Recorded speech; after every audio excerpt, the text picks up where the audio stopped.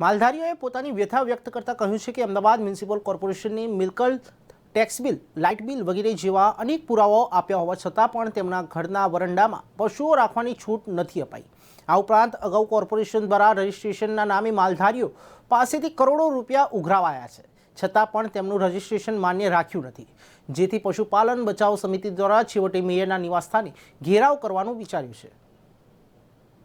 28મી તારીખે અમદાવાદ મેયરને હજારો પશુપાલકો પોતાની રજૂઆત કરવા ગયા હતા અને 4 દી અગાઉ કહ્યું હતું કે તમે હાજર રહેજો, અમારી વેદના સમજજો, પરંતુ મેયર પોતાના પક્ષના અને પોતાના પર્સનલ કામોમાં વ્યસ્ત હોવાના કારણે હાજર રહી નહોતા શક્યા, જેથી ફરી વખત શાહીબાગ નિવાસસ્થાને મેયરને રજૂઆત કરવા તારીખ 5 અને મંગળવારે હજારોની સંખ્યામાં પશુપાલકો એમના નિવાસસ્થાને જશે। જો એમને ત્યાં ન્યાય નહીં મળે તો હજારો પશુપાલકો મુખ્યમંત્રીશ્રીના નિવાસસ્થાને પણ રજૂઆત કરવા જશે।